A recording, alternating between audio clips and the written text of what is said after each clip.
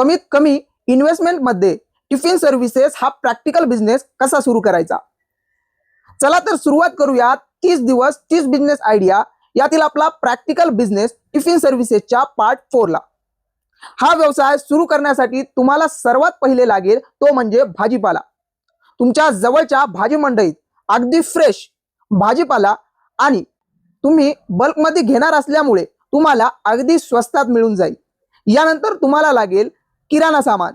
यासाठी तुम्हाला तुमच्या गावातील होलसेल किराणा दुकानावरूनच खरेदी करायची आहे, म्हणजे तुमचा प्रॉफिट आणखीन वाढेल।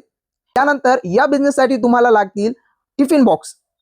एकदाच 10 टिफिन बॉक्स खरेदी केलात तर कुठलाही भांड्यांचा व्यापारी तुम्हाला अगदी कमी मार्जिनवर टिफिन बॉक्स उपलब्ध करून देईल। जसे जसे कस्टमर्स वाढतील तसा तसा तुमचा प्रॉफिटही वाढेल।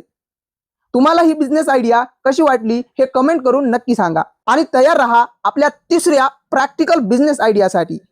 त्यासाठी आताच फॉलो करा अस्तरवाला उद्योग समूह, जेणेकरून तुमची तिसरी बिझनेस आयडिया मिस होणार नाही। भेटूयात पुढच्या व्हिडिओमध्ये।